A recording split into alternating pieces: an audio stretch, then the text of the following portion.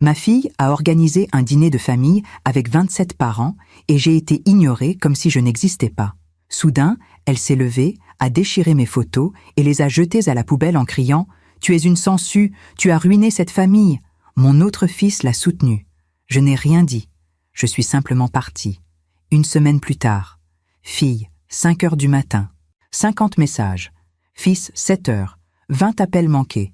Sœur, 10 heures. S'il te plaît, donne-nous une chance. Je m'appelle Jacqueline Mercier. J'ai 68 ans et ce que je vais vous raconter va peut-être vous choquer. Mais c'est ma vérité. Avant de commencer, je vous demande une petite faveur.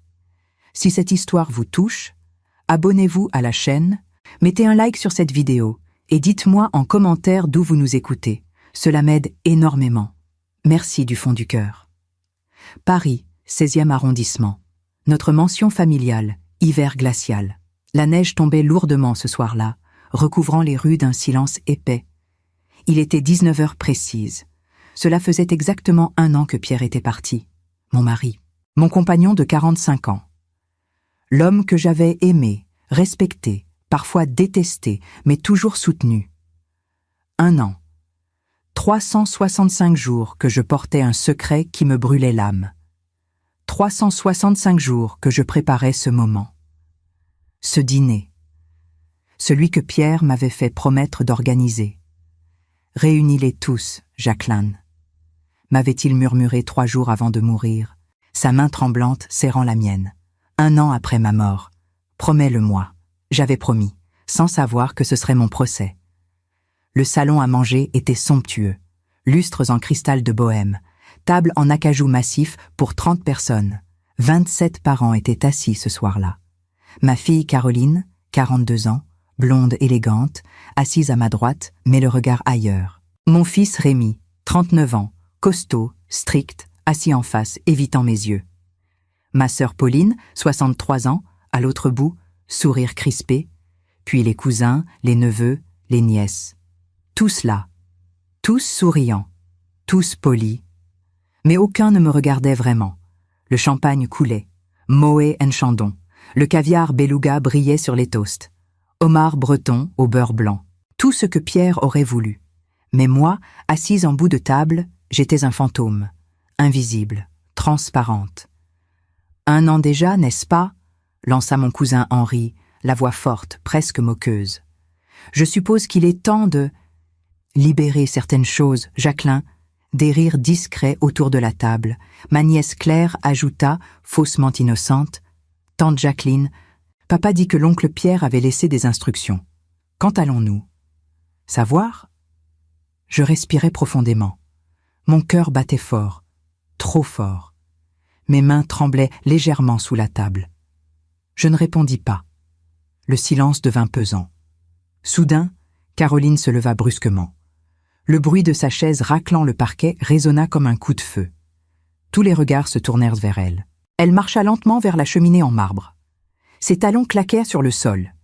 Elle prit un cadre photo posé sur le manteau. Une photo de Pierre et moi à Venise, il y a 20 ans. Nos sourires, nos mains enlacées. Elle le regarda fixement. Puis, d'un geste violent, elle le déchira en 2. Le bruit du verre brisé me transperça. « Assez !» cria-t-elle, la voix brisée par la rage. Je n'en peux plus de faire semblant. Elle prit un autre cadre, une photo de notre mariage, déchira, puis un autre, nos vacances en Provence, déchira. Elle jeta les morceaux dans la cheminée où les flammes les avalèrent lentement. « Tu es une sangsue !» hurla-t-elle en se retournant vers moi, les yeux rouges, les larmes coulant sur ses joues fardées. « Tu nous étouffes. Papa est mort et tu as tout verrouillé. » Rémi se leva à son tour, grand, imposant, voix dure comme du granit. « Elle a raison, maman.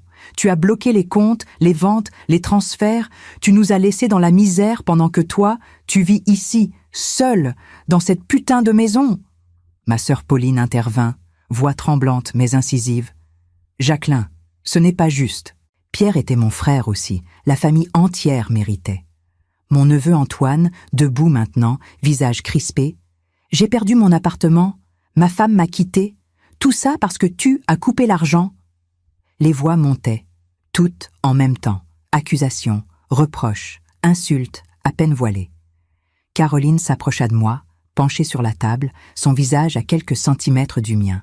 Sa voix baissa, devint un murmure venimeux. « Tu as ruiné cette famille. Papa t'a tout donné. Et toi? Toi, tu nous as tourné le dos. » Je restais assise, immobile, mes mains serrées sur mes genoux, mon regard fixe sur la nappe blanche. Puis, lentement, je me levai. Je pris mon sac à main, mon manteau noir. Je regardais chacun d'entre eux, un par un. « Vous ne savez rien, » dis-je d'une voix basse, mais tranchante comme une lame. Je marchai vers la porte. Personne ne bougea. Je sortis. La porte claqua derrière moi. Le silence qui suivit fut sépulcral. Une semaine passa. 7 jours de silence absolu. Je m'étais réfugiée dans un petit appartement à Vincennes, un endroit modeste que Pierre avait acheté dans les années 80, bien avant notre fortune. Personne ne savait que je l'avais gardé. 2 pièces, une cuisine minuscule, mais c'était mon refuge. Mon téléphone vibrait sans arrêt sur la table de la cuisine. 5 heures du matin. Caroline. 50 messages. « Maman, pardonne-moi. Je ne voulais pas te blesser. Tu ne comprends pas ce qu'on traverse. J'ai besoin de toi. Réponds-moi, s'il te plaît. Maman? Maman. 7 heures. Rémi. 20 appels manqués, puis des messages vocaux. Maman, c'est Rémi. Écoute, je sais qu'on a déconné, mais rappelle-moi, s'il te plaît. 10 heures. Ma sœur Pauline. Jacqueline, s'il te plaît. Cela détruit tout le monde. Donne-nous une chance d'expliquer. J'éteignis mon téléphone. Je m'assis près de la fenêtre. La pluie tombait doucement sur Paris. Les toits gris, les rues mouillées, le bruit des voitures au loin. Je restais là, immobile, pendant des heures. Puis je me levai. J'allai dans la chambre. J'ouvris l'armoire ancienne en bois massif. Au fond, sous des couvertures pliées, se trouvait une boîte métallique verrouillée. Je sortis la clé cachée dans mon collier. Ouvris la boîte. À l'intérieur, un testament manuscrit de Pierre, daté de 3 jours avant sa mort. Des documents bancaires, des lettres, des photos.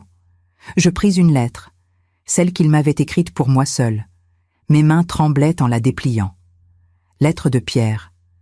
Ma Jacqueline adorée, si tu lis ceci, je suis partie, et tu es seule face à ce que je redoutais le plus, leur avidité déguisée en amour. Je te laisse le contrôle total sur tous les biens. Entreprise, compte, investissement et propriété. Toi seul décides quand, comment et si tu distribueras quoi que ce soit. Ne le fais pas par vengeance, fais-le par amour. Ils doivent apprendre ce que je n'ai jamais eu le courage de leur enseigner, la valeur du travail, de la dignité, de la vérité. J'ai échoué, Jacqueline, j'ai donné trop d'argent, facilité trop de choses. J'ai créé des adultes dépendants, pas des enfants forts. Mais toi, tu es plus forte que moi. Termine ce que je n'ai pas eu le courage de faire. Avec mon amour éternel, Pierre. Je repliai la lettre. Les larmes coulaient librement maintenant. Tu savais, Pierre, murmurai-je.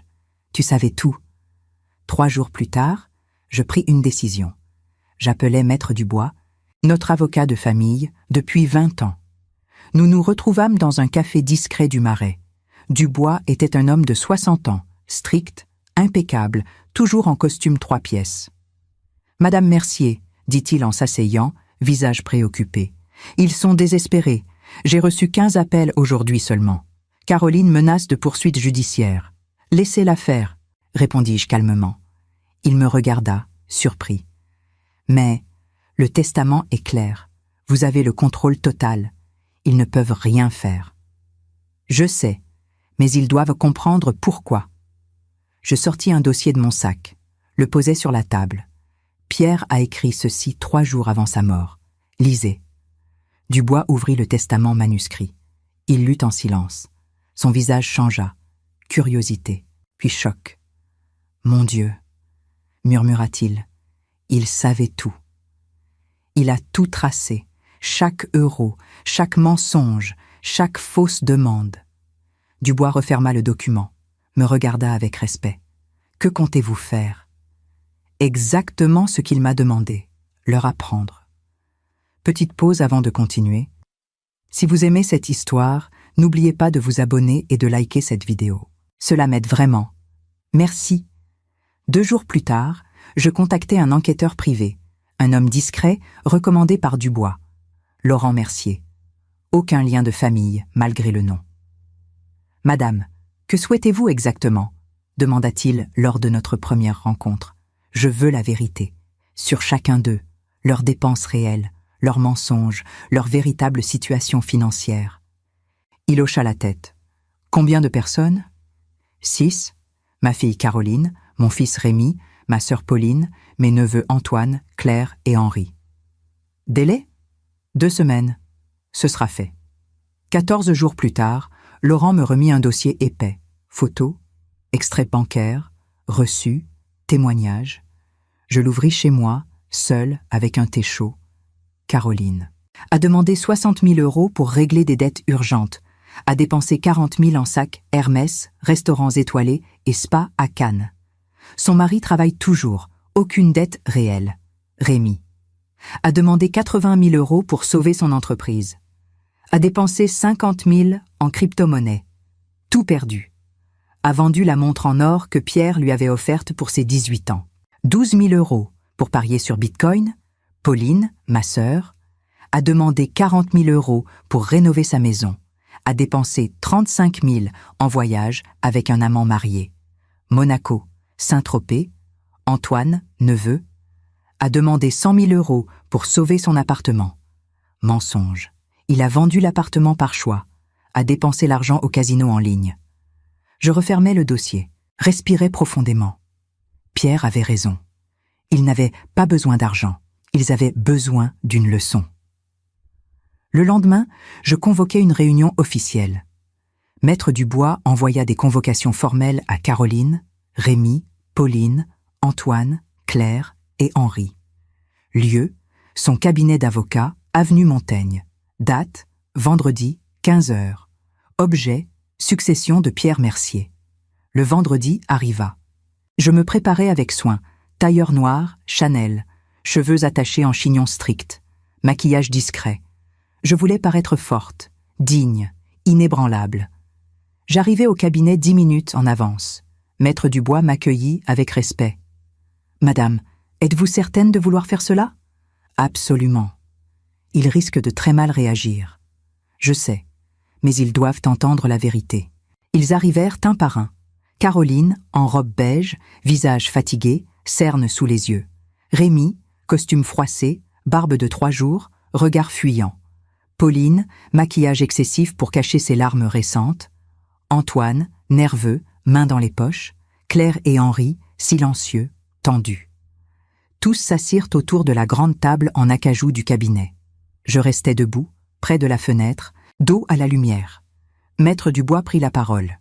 « Mesdames, messieurs, Madame Jacqueline Mercier a demandé cette réunion pour clarifier la situation concernant la succession de Monsieur Pierre Mercier. » Caroline intervint immédiatement, voix douce mais tremblante. « Maman, nous te demandons pardon. Ce qui s'est passé au dîner était horrible. » Rémi ajouta. « On était désespérés, mais ça ne justifie rien. Pardon. » Pauline. « Jacqueline, s'il te plaît, nous sommes une famille. » Je ne répondis pas tout de suite. Je posai mon sac sur la table, sortis une chemise épaisse. « Asseyez-vous, » dis-je calmement.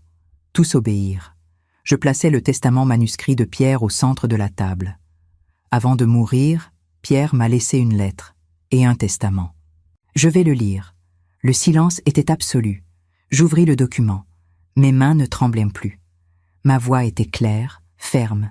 Testament de Pierre Mercier, je lis. Ma bien-aimée Jacqueline, si tu lis ces mots, je suis partie. Et tu es seule face à ce que je redoutais, l'avidité masquée d'amour familial. Je te laisse le contrôle total et exclusif de tous les biens, sociétés, comptes, investissements et propriétés. Tu décides quand, comment et si quelque chose sera distribué. Ne fais pas cela par vengeance. Fais-le par amour. Ils doivent apprendre ce que je n'ai jamais eu le courage d'enseigner.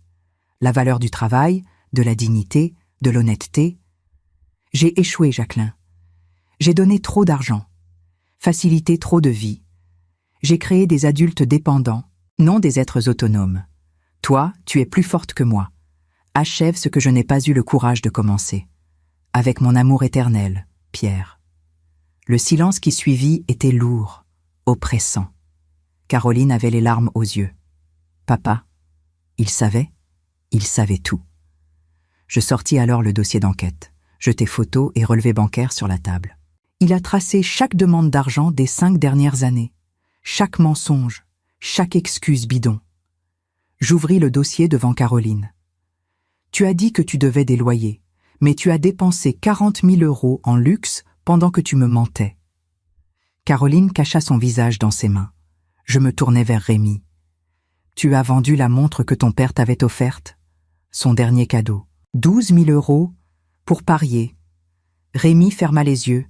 Les larmes coulèrent silencieusement vers Pauline. Tu as demandé de l'argent pour des travaux, tu l'as dépensé avec un amant. Pauline baissa la tête, incapable de me regarder, vers Antoine. Tu as menti sur ton appartement, tu l'as vendu volontairement. L'argent? Casino. Antoine ne dit rien. Je refermai le dossier. Vous n'aviez pas besoin d'argent, vous aviez besoin de limites, et je vais vous les donner. Caroline leva les yeux vers moi, le visage ravagé par les larmes. Maman, qu'est-ce que tu vas faire? Je restais debout, impassible, mais mon cœur battait si fort que j'avais peur qu'il l'entende. Je vais faire exactement ce que votre père m'a demandé. Je vais administrer les biens. Je vais décider quand et si vous méritez quelque chose. Rémi se leva brusquement, la chaise grinçant contre le parquet. Et si on te demande pardon, si on change? Je le regardais droit dans les yeux. Alors prouvez-le, travaillez, vivez sans mon aide, montrez que vous avez appris quelque chose. Antoine explosa. C'est de l'abus, on va te poursuivre en justice, tu ne peux pas faire ça. Maître Dubois intervint, voix ferme, professionnelle. Le testament est irréprochable, enregistré devant notaire. Madame Mercier a le droit légal total d'administrer comme elle l'entend. Je me penchai légèrement vers Antoine. Poursuivez-moi si vous voulez, vous perdrez, et vous perdrez aussi le peu de respect que j'ai encore pour vous. Je pris mon sac. La maison familiale reste propriété de la famille. Les entreprises continuent de fonctionner. Mais maman administre, conformément au testament, conformément à la loi. Je regardais chacun d'eux une dernière fois. Je ne fais pas cela par vengeance, je fais cela par amour. Cet amour que vous avez confondu avec de la faiblesse. Je me dirigeai vers la porte. Caroline se leva, voix brisée. « Maman, ne pars pas comme ça. » Je m'arrêtai, sans me retourner. « Quand vous serez prêt à comprendre, vous saurez où me trouver. » Je sortis. La porte se referma doucement derrière moi. Les semaines qui suivirent furent les plus difficiles de ma vie. Pas à cause de la solitude. Non, j'avais appris à vivre seul après la mort de Pierre, mais à cause du silence. Ce silence lourd, oppressant, où je me demandais chaque jour si j'avais fait le bon choix. Étais-je trop dur? Trop cruel? Pierre aurait-il approuvé? 1 mois passa, puis 2. Je vivais toujours dans mon petit appartement de Vincennes. Je sortais peu. Quelques courses, des promenades au parc, des lectures interminables. Maître Dubois m'appelait régulièrement. « Madame, Caroline a tenté de me joindre 12 fois cette semaine. Laissez-la. Rémi aussi, il veut vous parler. » Pas encore. Et votre sœur Pauline a envoyé une lettre officielle demandant une médiation familiale. Refusée poliment. Je savais ce que je faisais. Je l'ai laissé réfléchir. Je l'ai laissé ressentir l'absence. L'absence de l'argent, oui, mais surtout l'absence de moi. Puis, un mardi matin de mars, je reçus un appel inattendu. Numéro inconnu. J'hésitais, puis décrochai. « Allô? Madame Mercier? » Voix masculine, jeune, polie. « Oui? Je m'appelle Thomas Arnaud. Je suis le directeur des ressources humaines de Luxe Consult, l'entreprise où travaille votre fille Caroline. » Mon cœur se serra. « Oui, je vous appelle car, Taïa, Madame Caroline a posé sa candidature pour un poste de consultante juridique interne. Elle a mentionné votre nom comme référence professionnelle. » Je restai silencieuse quelques secondes, sous le choc. Caroline.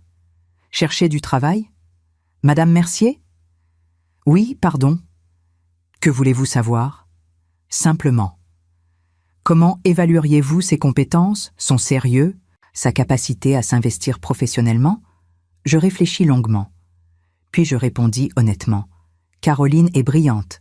Diplômée de Sciences Po, elle a un esprit analytique remarquable. Mais elle n'a jamais eu besoin de prouver quoi que ce soit. Si elle postule chez vous, c'est qu'elle a décidé de changer. Et je pense que vous devriez lui donner cette chance. Merci, madame. C'est très précieux. Il raccrocha. Je restais assise, le téléphone à la main, le cœur battant. Caroline cherchait du travail, seule, sans mon aide. 3 semaines plus tard, un autre appel.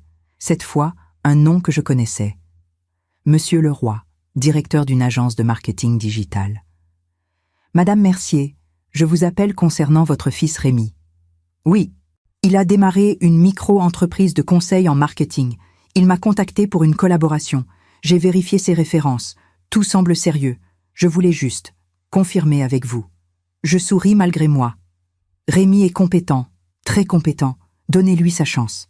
Merci, madame. Mes enfants travaillaient, vraiment, sans mon argent, sans mon réseau. Ils construisaient quelque chose par eux-mêmes. Mais je ne cédais pas encore. Pas par orgueil, mais parce qu'ils devaient aller jusqu'au bout, comprendre vraiment. Puis vint le mois d'avril, un samedi après-midi pluvieux. On sonna à ma porte. Je n'attendais personne. J'ouvris prudemment.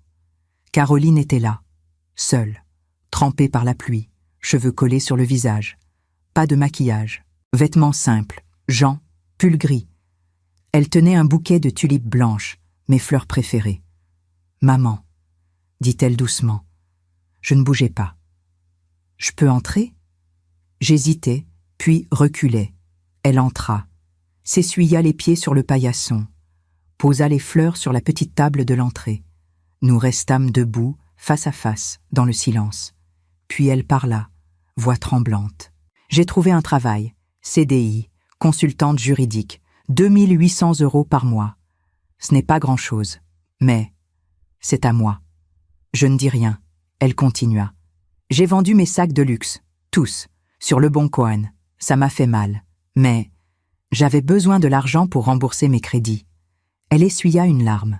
« Je loue maintenant un petit studio à Montreuil. 35 mètres carrés, mais c'est chez moi, payé avec mon salaire. » Sa voix se brisa. « Et je comprends maintenant ce que tu voulais nous apprendre, ce que papa voulait. » Elle me regarda dans les yeux. On était vide, maman, rempli de choses, mais vide. Je sentis mes propres larmes monter. « Je sais, » murmurai-je. Elle s'approcha, m'enlaça. Je la serrai contre moi. Nous pleurâmes ensemble, longtemps, sans un mot. Caroline resta chez moi ce soir-là. Nous préparâmes un dîner simple, pâtes au basilic, salade verte, vin blanc sec, rien d'extraordinaire. Mais c'était le meilleur repas que nous avions partagé depuis des années.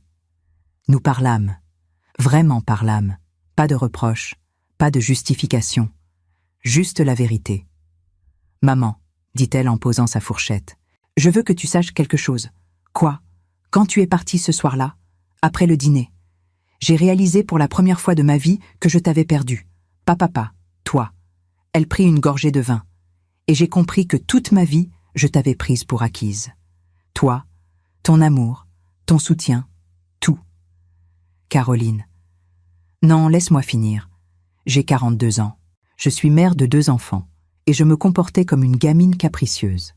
Elle me regarda droit dans les yeux. « Papa nous a gâtés, mais toi, tu nous as aimés. Et nous, on a confondu les deux. » Je tendis ma main sur la table, elle la prit. « Je ne vous ai jamais détesté, jamais. Mais je devais vous laisser tomber pour que vous appreniez à vous relever. Je sais, et je t'en serai éternellement reconnaissante. » Quelques jours plus tard, ce fut au tour de Rémi. Il ne sonna pas. Il m'envoya un message. « Maman, je sais que je n'ai pas le droit de te demander quoi que ce soit, mais j'aimerais te voir, quand tu seras prête. » Je répondis simplement « Demain, 15 heures, café de Flore. » Le lendemain, je m'installai en terrasse malgré le froid d'avril. Rémi arriva exactement à l'heure. Il avait maigri, barbe taillée avec soin, costume simple mais propre. Il s'assit en face de moi, mal à l'aise. « Merci d'être venu, » dit-il. « Je t'écoute. » Il inspira profondément. « J'ai ouvert mon entreprise, marketing digital. Micro-entreprise pour l'instant. 3 clients réguliers. Ça ne paye pas encore beaucoup, mais ça avance. C'est bien. J'ai aussi. Il hésita, sortit un écrin de sa poche, l'ouvrit. À l'intérieur, la montre en or de Pierre. Je restais bouche bée. Comment? Je l'ai rachetée. Sur un site de vente d'occasion de montres de luxe. Le type qui me l'avait acheté l'avait revendue. J'ai mis 6 mois à économiser. Ça m'a coûté le triple du prix que j'avais reçu. Mais... Sa voix se brisa. C'était à papa. Je n'aurais jamais dû la vendre. Il referma l'écrin, le posa sur la table. Je voulais juste que tu saches, que je comprends maintenant. Je pris l'écrin, l'ouvris à nouveau. La montre brillait doucement sous le soleil timide. Garde-la, dis-je. C'est ton père qui te l'a donnée. Elle est à toi. Mais, non, garde-la, mais promets-moi une chose. Quoi? Que tu ne la vendras plus jamais, peu importe les difficultés. Cette montre représente plus que de l'argent. Elle représente ton père, et maintenant, ton propre travail. Il hocha la tête, les larmes aux yeux. Je promets. Les semaines passèrent. Caroline et Rémi reprirent contact régulièrement. Pas pour de l'argent, juste pour parler. Pour partager leurs victoires, leurs doutes, leurs peurs. Mais il restait les autres. Pauline, Antoine, Claire, Henri, ceux qui m'avaient blessé le plus profondément. Un matin de mai, je reçus une lettre manuscrite. L'écriture tremblante de Pauline. Lettre de Pauline. Ma chère Jacqueline, je sais que je n'ai aucun droit de t'écrire, aucun droit de te demander quoi que ce soit, mais je dois te dire la vérité. J'ai honte. Honte de ce que j'ai fait, de ce que j'ai dit, de comment je t'ai traité. Pierre était mon frère. Je l'aimais. Mais après sa mort, j'ai pensé que son argent me revenait aussi. Je me trompais. J'ai menti. J'ai triché. J'ai trahi ta confiance. Et je dois vivre avec ça. Je ne te demande pas de me pardonner. Je te demande juste de savoir que je regrette profondément. Avec toute mon affection, Pauline. Je repliai la lettre, respirai profondément. Le pardon n'était pas facile, mais c'était nécessaire. Pas pour eux, pour moi. Je décidai de les revoir, tous, pas dans un cadre formel, pas chez un avocat, mais chez moi, dans la maison familiale. J'envoyai une invitation simple. Dimanche prochain, déjeuner, 15 heures, maison familiale. Venez si vous le souhaitez. Le dimanche arriva. J'avais préparé moi-même le repas. Poulet rôti, gratin dauphinois, tarte aux pommes, rien d'extravagant, juste, familial. Ils arrivèrent un par un. Caroline, Rémi, Pauline, Antoine, Claire, Henri, tous hésitants, tous gênés. Je les accueillis à la porte, avec un sourire. Entrez, bienvenue chez vous. Nous nous installâmes autour de la table. Cette même table où, il y a des mois, il m'avait déchiré. Mais aujourd'hui, l'atmosphère était différente, silencieuse, respectueuse, presque timide. Je servis le repas. Nous mangeâmes en silence pendant quelques minutes. Puis Caroline prit la parole. « Maman, au nom de nous tous, merci. Merci pourquoi? De ne pas nous avoir abandonnés, de nous avoir aimés assez pour nous laisser tomber. » Rémi ajouta, « Papa serait fier de toi. » Je souris doucement. « Non, il serait fier de vous, de ce que vous êtes devenu. » Pauline essuya une larme. « Jacqueline, je sais, j'ai reçu ta lettre. Et je te pardonne, mais à une condition. » Laquelle? Que tu ne te pardonnes pas trop vite toi-même, parce que c'est en vivant avec nos erreurs qu'on apprend vraiment. Elle hocha la tête, incapable de parler. Antoine prit alors la parole. « Jacqueline, je veux dire, tante Jacqueline, j'ai tout perdu au casino, mon appartement, ma femme, ma dignité. Je sais, mais j'ai trouvé un travail, magasinier. Ce n'est pas glorieux, mais c'est honnête. C'est tout ce qui compte. » Il baissa les yeux. J'ai aussi commencé. Les réunions des joueurs anonymes, 2 fois par semaine. Je le regardais avec fierté. Alors tu es sur la bonne voie. Le déjeuner se poursuivit. Les langues se délièrent lentement. Les rires revinrent timidement, et pour la première fois depuis 1 an. Nous étions une famille, pas parfaite, mais vraie. Les mois suivants furent une période de reconstruction. Pas seulement pour eux, pour moi aussi. J'avais porté ce secret, cette mission, ce fardeau pendant si longtemps que j'avais oublié comment simplement. Vivre. Caroline venait me voir chaque dimanche. Nous déjeunions ensemble. Nous parlions de tout, de son travail, de ses enfants, de ses peurs, de ses espoirs. Un dimanche, elle m'annonça quelque chose qui me bouleversa.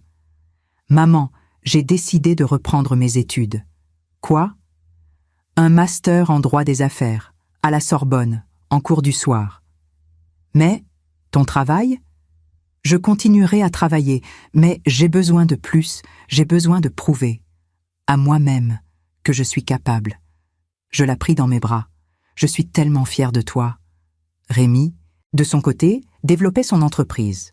Il m'envoyait régulièrement des nouvelles par message. « Maman, j'ai décroché un contrat avec une PME de Lyon. 6 mois de mission. »« Maman, j'ai embauché mon premier employé, un stagiaire, mais quand même. »« Maman, je viens de signer un bail pour un vrai bureau.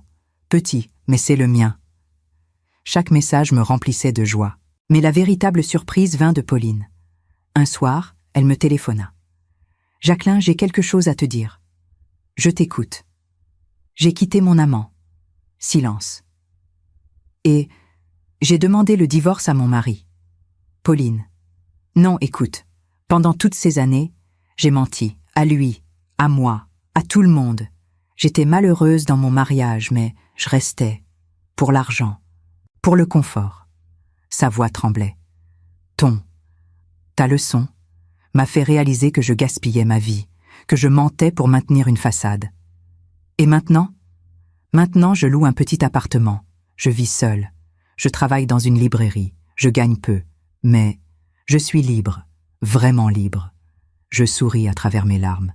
Pierre serait fier de toi aussi, Antoine. » Quant à lui, cheminait lentement mais sûrement. Il continuait ses réunions chez les joueurs anonymes. Il avait trouvé un sponsor, un homme qui l'accompagnait dans sa reconstruction. Un jour, il me rendit visite. « Tante Jacqueline, je voulais te montrer quelque chose. » Il sortit un carnet de sa poche, un petit carnet usé. « C'est quoi ? » ?»« Mon journal de sobriété. Chaque jour, j'écris. Ce que j'ai ressenti, les tentations, les victoires. » Il l'ouvrit à une page. Aujourd'hui, ça fait 182 jours que je n'ai pas parié un seul euro. Je le regardais avec émotion. « Continue, Antoine, un jour à la fois. C'est ce qu'on me dit aux réunions, un jour à la fois. » Pendant ce temps, je repris également ma propre vie en main. J'avais passé 1 an dans la solitude, dans le secret, dans la mission que Pierre m'avait confiée. Mais maintenant, il était temps de penser à moi. Je m'inscrivis à des cours de peinture. Quelque chose que j'avais toujours voulu faire, mais que j'avais repoussé pendant des décennies. Le professeur, un homme d'une 60aine d'années nommé Michel, était patient et encourageant. « Vous avez un vrai sens des couleurs, Jacqueline, » me dit-il un jour. « Vraiment ? Vraiment, vous devriez exposer. » Je ris. « Exposer ? À mon âge ? L'âge n'a rien à voir avec l'art. » Je commençais aussi à voyager, seule. Quelque chose que je n'avais jamais osé faire. Pierre et moi avions beaucoup voyagé, mais toujours ensemble, toujours organisés. Maintenant, je partais sur un coup de tête. 3 jours à Prague, 1 semaine à Lisbonne, un week-end à Amsterdam. Je découvrais le monde avec mes propres yeux, mes propres envies, et c'était libérateur. Un soir, alors que je rentrais d'un voyage à Rome, je reçus un appel de Maître Dubois. « Madame Mercier, j'ai une proposition à vous faire. » « Je vous écoute. » Les entreprises de Pierre ont enregistré des bénéfices exceptionnels ce trimestre, grâce à votre gestion rigoureuse. Et je pense qu'il serait temps de redistribuer certaines parts, pas tout, mais certaines. Je réfléchis longuement. À qui pensez-vous ? Caroline et Rémi ont prouvé leur sérieux. Ils travaillent, ils assument leurs responsabilités. Peut-être pourriez-vous leur offrir un poste dans l'entreprise familiale ? Un poste, pas un cadeau. Exactement. Un poste avec salaire, responsabilité, objectif. Envoyez-leur une proposition formelle, qu'ils postulent comme n'importe quel candidat. C'est noté. 2 semaines plus tard, Caroline et Rémi reçurent chacun une lettre officielle. Proposition de poste. Caroline, directrice juridique adjointe.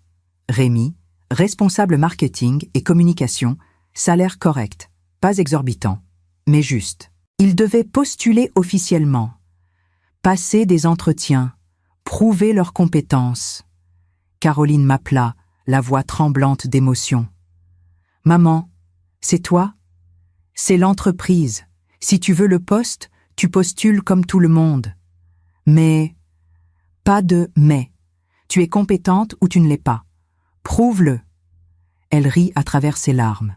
« D'accord, je vais tout donner. » Rémi, lui, m'envoya un message simple. « Merci maman, je ne te décevrai pas. » Ils obtinrent tous les deux les postes, pas par favoritisme, mais par mérite. Les entretiens furent menés par un cabinet de recrutement externe, anonymisé, objectif. Caroline et Rémi étaient, simplement, les meilleurs candidats. Le jour de leur prise de fonction, je les invitai à déjeuner. « Félicitations !» dis-je en levant mon verre. « Merci maman !» répondit Caroline. « Mais n'oubliez jamais une chose. »« Quoi ? Vous n'êtes pas là parce que vous êtes mes enfants. Vous êtes là parce que vous avez mérité votre place. » Rémi sourit. « On sait, et on te le prouvera chaque jour. » Cette nuit-là, seule dans ma chambre, je sortis la lettre de Pierre. Je la relus pour la 100e fois. « Termine ce que je n'ai pas eu le courage de faire. » Je murmurai dans le silence. « C'est fait, mon amour, c'est fait. » L'automne arriva doucement sur Paris. Les feuilles dorées tombaient lentement dans les jardins du Luxembourg, où j'aimais me promener désormais. Ma vie avait pris un rythme nouveau, apaisé, mais pas vide. Mes cours de peinture continuaient. J'avais même vendu 2 toiles lors d'une petite exposition de quartier. Rien de spectaculaire. Mais la fierté que j'avais ressentie était immense. Caroline et Rémi s'épanouissaient dans leur nouveau poste. Caroline gérait les contrats juridiques avec une rigueur impressionnante. Elle avait même négocié un partenariat majeur avec une entreprise allemande. Rémi, de son côté, avait lancé une campagne de communication digitale qui avait augmenté la visibilité de l'entreprise de 30%. Ils ne me demandaient plus rien. Ils me racontaient leurs victoires, leurs doutes, leurs projets. Et c'était infiniment plus précieux que n'importe quel héritage. Un dimanche d'octobre, j'organisais un déjeuner familial. Pas dans la grande maison, mais dans mon petit appartement de Vincennes. J'invitais Caroline, Rémi, Pauline et Antoine. Pas les autres, pas encore. Certaines blessures mettent plus de temps à cicatriser. Nous étions 6 autour de ma petite table, serrés, mais heureux. « Maman, » dit Caroline en levant son verre, « je veux porter un toast. Vas-y, à toi, à ta force, à ton courage, à ton amour. » Tous levèrent leurs verres. « À Jacqueline, » dit Rémi. « À tante Jacqueline, » ajouta Antoine. « À ma sœur, » murmura Pauline, les larmes aux yeux. Je sentis ma gorge se nouer. « Non, » dis-je doucement. « À Pierre, parce que tout cela, c'est lui qui l'a voulu. » Après le déjeuner, Rémi me prit à part. « Maman, j'ai quelque chose à te dire. »« Quoi ? » ?»« J'ai rencontré quelqu'un. » Je souris. « C'est merveilleux. Elle s'appelle Amélie. Elle est architecte. On se fréquente depuis 3 mois. Et je voulais que tu sois la première à savoir, parce que, cette fois, c'est différent. Cette fois, je ne cherche pas quelqu'un pour me compléter. Je cherche quelqu'un avec qui construire. » Je posai ma main sur sa joue. Alors je suis impatiente de la rencontrer. Caroline, elle aussi, avait des nouvelles. « Maman, j'ai pris une décision importante. » « Laquelle ? » J'ai demandé à mon mari de commencer une thérapie de couple. C'est bien. Pendant des années, j'ai fui nos problèmes en achetant des choses, en dépensant, en comblant le vide avec du luxe. Elle prit une inspiration profonde. Mais maintenant, je veux affronter, comprendre, reconstruire. Et lui, il a accepté. On a notre première séance la semaine prochaine. Je la serrai dans mes bras. Je suis fière de toi. Pauline, quant à elle, semblait avoir trouvé une paix intérieure que je ne lui avais jamais vue. Jacqueline, me dit-elle en m'aidant à débarrasser la table, je voulais te dire merci. Pourquoi? Parce que tu m'as forcé à me regarder en face, et ce que j'ai vu, ce n'était pas beau. Mais tu as changé. Oui, et tu sais quoi? Pour la première fois de ma vie, je me sens entière, pas riche, pas enviée, juste. Moi. Antoine restait plus silencieux, mais je voyais dans ses yeux une détermination nouvelle. Avant de partir, il me tendit une enveloppe. « Qu'est-ce que c'est ? Ouvre. » J'ouvris. À l'intérieur, un chèque de 500 €. Antoine. C'est mon premier remboursement. Je te dois beaucoup plus. Mais je vais te rembourser, chaque mois, jusqu'au dernier euro. Tu ne me dois rien. Si, je me dois ça à moi-même. Je repliai le chèque, le lui rendis. Garde cet argent, épargne-le, construis ton avenir avec. Mais, non, tu m'as déjà remboursé, en devenant l'homme que tu es aujourd'hui. Il essuya une larme. Merci, tante Jacqueline. Les semaines passèrent, l'hiver approchait. 1 an et demi s'était écoulé depuis la mort de Pierre. 1 an depuis ce dîner terrible, et tout avait changé. Un soir de novembre, alors que je lisais près de la cheminée, je reçus un appel de maître Dubois. « Madame Mercier, j'ai une nouvelle importante. Je vous écoute. L'entreprise familiale vient de recevoir une offre de rachat partiel. Un groupe international souhaite acquérir 40% des parts. Et l'offre est exceptionnelle. Cela représenterait plusieurs millions d'euros. Qu'en pensez-vous? Je pense que c'est une opportunité en or. Mais la décision vous revient. Organisez une réunion avec Caroline et Rémi. Ils font partie de l'entreprise maintenant. Ils ont leur mot à dire. » Très bien. La réunion eut lieu 3 jours plus tard, dans le bureau de maître Dubois. Caroline, Rémi et moi, assis autour de la table. Dubois présenta l'offre en détail. Chiffres, projections, avantages, risques, puis il nous laissa délibérer. Caroline parla la première. « Maman, qu'est-ce que tu veux faire? Ce n'est plus seulement ma décision. Vous travaillez dans cette entreprise, vous y avez investi votre temps, votre énergie, vous avez votre mot à dire. » Rémi réfléchit longuement. « Personnellement, je pense qu'on devrait accepter. Cet argent pourrait nous permettre de développer de nouvelles branches, de créer des emplois, de grandir. » Caroline hocha la tête. « Je suis d'accord, mais à une condition. » « Laquelle ? » « Qu'on réinvestisse une partie des bénéfices dans des projets sociaux, des bourses d'études, des formations professionnelles, quelque chose qui aide vraiment les gens. » Je souris. Pierre aurait adoré cette idée. Nous acceptâmes l'offre avec la clause proposée par Caroline. 10% des bénéfices seraient investis dans une fondation familiale. La fondation Pierre Mercier, dédiée à l'éducation et à la réinsertion professionnelle. Le jour de la signature, nous étions tous les 3 présents. Caroline, Rémi et moi. En sortant du bureau du notaire, Rémi me prit le bras. « Maman, tu réalises ce qu'on vient de faire ? » « Quoi ? » « On vient de transformer l'héritage de papa en quelque chose de vraiment utile, quelque chose qui va aider des centaines de personnes. » Caroline ajouta. « Papa serait fier. »« Non, » dis-je doucement. « Il est fier. J'en suis certaine. » Décembre arriva avec son cortège de lumière et de froid. Paris se parait de guirlandes scintillantes. Les vitrines des grands magasins rivalisaient de créativité. Mais pour moi, cette période avait une signification particulière. C'était le 2e Noël sans Pierre. Le premier, je l'avais passé seul, enfermé dans mon chagrin et ma mission. Mais cette année, tout était différent. Caroline m'invita à passer le réveillon chez elle. « Maman, ce sera simple, juste nous. Toi, moi, mon mari, les enfants et Rémi. »« Rémi vient aussi ? Avec Amélie, tu vas enfin la rencontrer. » J'acceptais avec joie. Le 24 décembre au soir, j'arrivai chez Caroline avec un sentiment étrange. De la nervosité, mais aussi de l'excitation. Caroline habitait maintenant un appartement modeste, mais chaleureux dans le 11e arrondissement. Rien à voir avec le luxe ostentatoire d'avant. Mais tout était décoré avec goût. Sapin simple, guirlandes lumineuses, odeur de cannelle et d'orange. « Maman, entre !» Elle m'embrassa chaleureusement. Ses enfants, Léa et Lucas, 9 et 7 ans, se précipitèrent vers moi. « Mamie !» Je les serrais contre moi, leur énergie, leur spontanéité me réchauffèrent le cœur. Rémi arriva peu après avec Amélie. Elle était exactement comme je l'avais imaginée.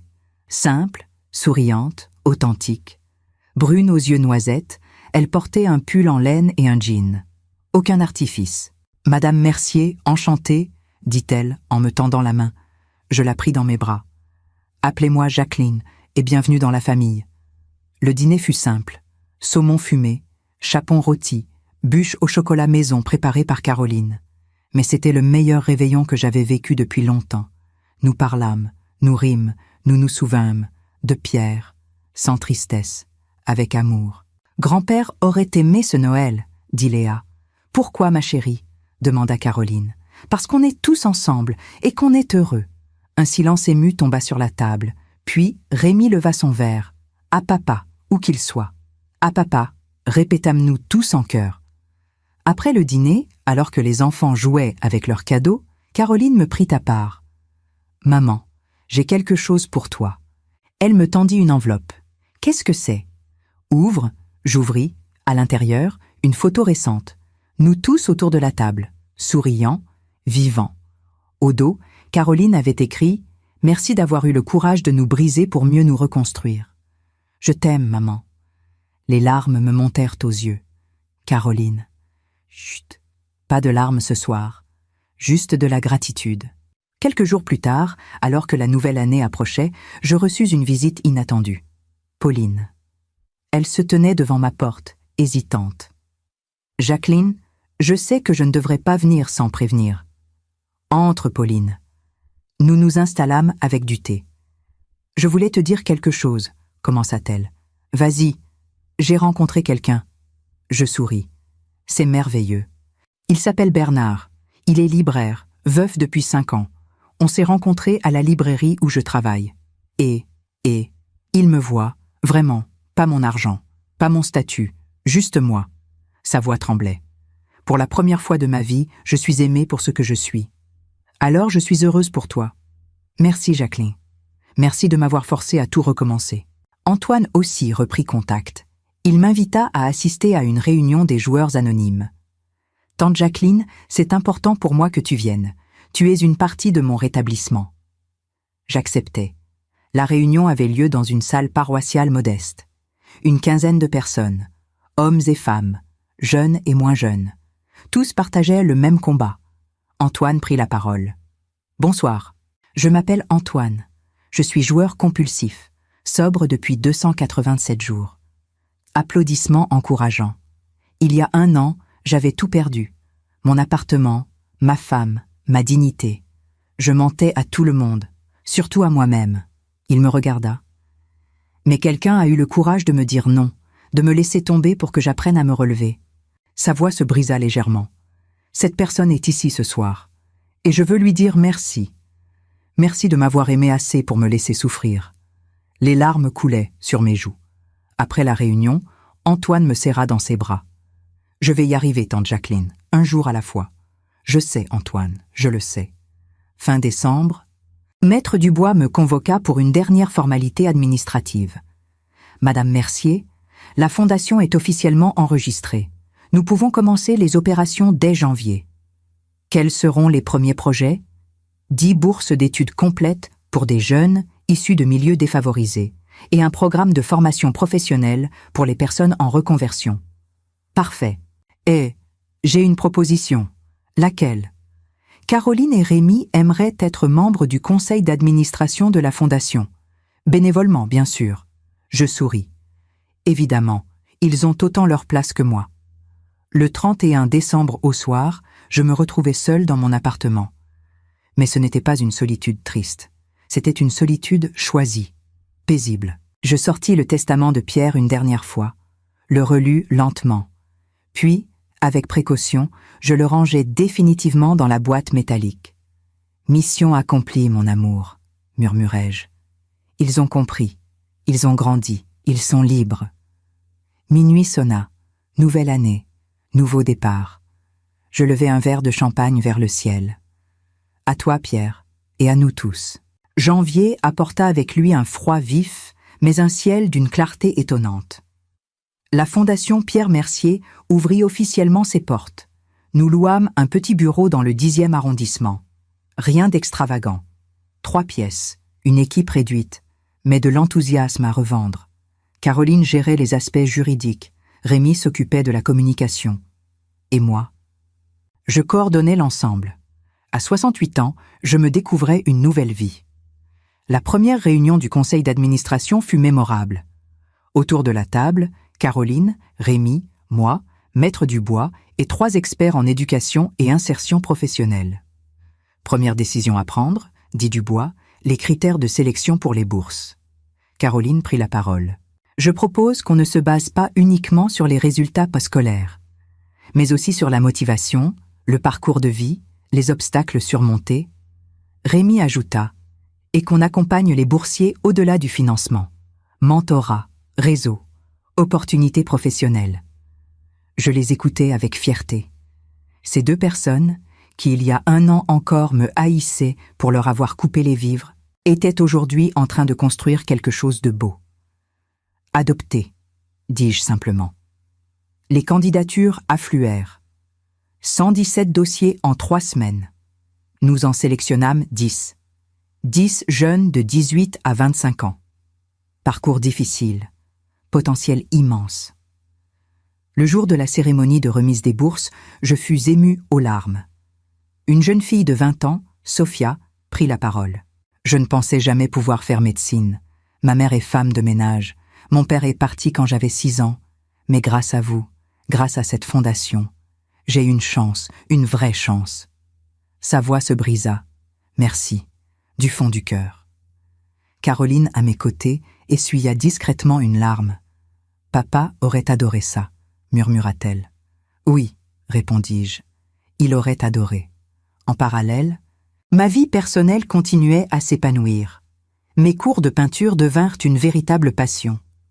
Michel, mon professeur, m'encouragea à exposer dans une galerie de quartier. Jacqueline, vos toiles ont quelque chose d'unique, une mélancolie douce, une profondeur. Vous êtes trop gentil. Non, je suis honnête. J'acceptai finalement d'exposer 6 toiles. Le vernissage eut lieu fin janvier. Caroline, Rémi, Pauline, Antoine. Tous étaient là. Maman, dit Rémi en regardant une de mes œuvres représentant un paysage d'automne, c'est magnifique. Tu trouves? Vraiment, tu as un don. Je souris, gênée mais heureuse. Un soir, alors que je rentrais de la galerie, je reçus un appel de Pauline. Jacqueline, Bernard et moi, on va se marier. Oh, Pauline, c'est merveilleux. Et j'aimerais que tu sois mon témoin. Je restai sans voix quelques secondes. Moi? Oui, tu es ma sœur, mais plus que ça, tu m'as sauvée, de moi-même. J'en serai honorée. Le mariage eut lieu en mars. Petite cérémonie à la mairie du 14e arrondissement. Puis déjeuner dans un restaurant discret. Pauline était radieuse. Bernard, un homme doux aux cheveux grisonnants, la regardait avec une tendresse évidente. « Je prends soin d'elle », me dit-il lors du cocktail. « Je vous le promets. » Je sais, je le vois dans vos yeux. Antoine aussi avait des nouvelles. Tante Jacqueline, j'ai été promue au travail, chef d'équipe. C'est formidable. Et j'ai rencontré quelqu'un, aux réunions. Elle s'appelle Nathalie. Elle aussi est en rétablissement. Tu es heureux? Oui, pour la première fois depuis longtemps. En avril, Caroline m'annonça qu'elle était enceinte. Maman, je vais avoir un bébé. Je la pris dans mes bras, submergée d'émotion. Un bébé. Oh, Caroline. Je suis terrifiée, mais aussi tellement heureuse. Tu vas être une mère merveilleuse. J'espère lui transmettre ce que tu m'as appris, la vraie valeur des choses. Rémi, de son côté, me fit une annonce encore plus inattendue. Maman, Amélie et moi, on va acheter un appartement. C'est fantastique. Ensemble, avec nos propres économies. Pas d'aide, juste notre travail. Je suis fière de vous. Et je voulais te dire autre chose. Quoi? Je vais demander Amélie en mariage. Mon cœur se gonfla de joie. Oh, Rémi, tu penses que papa aurait approuvé? Il aurait adoré Amélie, et il serait fier de l'homme que tu es devenu. Mais arriva avec ses promesses de renouveau. Un après-midi, Alors que je me promenais au jardin du Luxembourg, je m'assis sur un banc. Le soleil filtrait à travers les arbres. Des enfants jouaient au loin. Le monde continuait. Je sortis une photo de Pierre de mon sac. Notre photo de mariage. Nous étions si jeunes, si pleins d'espoir. « Tu vois, mon amour » murmurai-je. Ils ont compris. Enfin. Une brise douce caressa mon visage, et je souris. Le soir même, je reçus un message de Caroline. « Maman, on voudrait organiser un dîner pour l'anniversaire de la mort de papa, mais pas triste, joyeux, pour célébrer ce qu'il nous a appris. » Je répondis, avec plaisir. « Où ?»« À la maison familiale, celle où tout a commencé. Le 15 juin, 2 ans jour pour jour après la mort de Pierre. Je me préparais avec soin, robe bleu marine, coiffure simple, un peu de maquillage. J'étais nerveuse. Retourner dans cette maison, celle où tout avait explosé. C'était symbolique, mais j'étais prête. J'arrivais vers 19h. La grande maison familiale du 16e arrondissement était illuminée, pas de manière ostentatoire, juste chaleureuse. Caroline m'accueillit à la porte, enceinte de 6 mois maintenant, resplendissante. « Maman, entre !» Rémi était là aussi, avec Amélie, Pauline et Bernard, Antoine et Nathalie, les enfants de Caroline. Nous étions une dizaine, pas plus, mais c'était parfait. Le salon à manger avait été transformé. Plus de tables immenses, plus de lustres extravagants. Juste une longue table simple, fleurs fraîches au centre, bougies douces. « C'est magnifique », dis-je, émue. « On voulait quelque chose de vrai », expliqua Caroline, comme papa l'aurait voulu, vraiment. Nous nous installâmes. Le repas fut simple mais délicieux, préparé par Caroline et Rémi eux-mêmes. Soupe de légumes maison, gigot d'agneau, gratin de courgettes, tarte aux fraises, rien d'extravagant. Mais tout était fait avec amour. Après le dîner, Rémi se leva. « J'aimerais dire quelque chose. » Tous se turent. Il y a 2 ans, papa nous a quittés, et je pensais que c'était la fin de tout. Sa voix tremblait légèrement. Mais en réalité, c'était le début de notre véritable vie. Il me regarda. « Maman, tu nous as brisés, tu nous as laissés tomber, et au début, je te détestais pour ça. » Caroline prit le relais. « Moi aussi, je pensais que tu nous avais trahis. »« Mais tu ne nous as pas trahis, » continua Rémi. « Tu nous as libérés. » Pauline ajouta, les larmes aux yeux. « Tu nous as forcés à devenir nous-mêmes. » Antoine, à affronter nos démons. Caroline, à comprendre ce qui compte vraiment. Rémi sortit alors quelque chose de sa poche, un petit coffret en bois. On a tous contribué, chacun a écrit quelque chose. Il ouvrit le coffret. À l'intérieur, des lettres, une de chacun d'entre eux. Ce sont nos lettres à papa. Ce qu'on aurait voulu lui dire. Ce qu'on a appris grâce à lui. Et grâce à toi. Caroline me tendit le coffret. On voulait que tu les lises, mais pas maintenant, plus tard, quand tu seras seul. Je pris le coffret, les mains tremblantes. Merci. Merci à tous. Puis ce fut mon tour de parler. Je me levai lentement, respirai profondément. Pierre m'a laissé une mission impossible, celle de vous apprendre ce qu'il n'avait pas su enseigner. Je regardais chacun d'eux. Et pendant longtemps, j'ai eu peur d'échouer, peur de vous perdre définitivement. Ma voix se brisa. Mais vous êtes là, plus fort, plus vrai, plus beau que jamais. Les larmes coulaient librement maintenant. Alors oui, Pierre, on a réussi, ensemble. Caroline se leva, me serra dans ses bras, puis Rémi, Pauline, Antoine, tous, un par un. Une étreinte collective, silencieuse, profonde. Plus tard dans la soirée, nous sortîmes dans le jardin. Le ciel était clair, les étoiles brillaient. Rémi avait préparé quelque chose, des lanternes volantes, une pour chacun de nous. « On va les lâcher », dit-il, en pensant à papa. Nous allumâmes chaque lanterne. Je pris la mienne, fermai les yeux. Merci, Pierre, pour tout, pour eux, pour nous, pour cette leçon. Nous lâchâmes les lanternes en même temps. Elles s'élevèrent doucement dans la nuit parisienne. 10 petites lumières montant vers le ciel, portant nos espoirs, nos remerciements, notre amour. De retour chez moi, tard dans la nuit, j'ouvris le coffret. 10 lettres, une de chaque membre de la famille. Je commençais par celle de Caroline. Lettre de Caroline.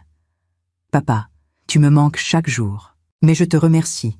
Merci de m'avoir aimé assez pour me laisser une mère aussi forte que maman.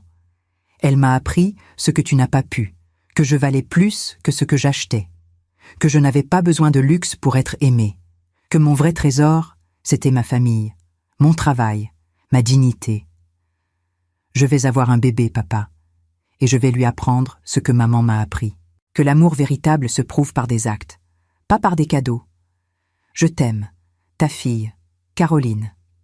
Lettre de Rémi. Papa, je t'en ai voulu longtemps, d'être parti, de nous avoir laissés. Mais aujourd'hui, je comprends. Tu nous as laissé la plus belle leçon, maman. Elle nous a montré que l'amour vrai, c'est parfois dire non. C'est parfois laisser tomber pour apprendre à se relever. Je vais me marier, papa, avec une femme extraordinaire. Et grâce à maman, je sais maintenant ce qu'est un vrai couple.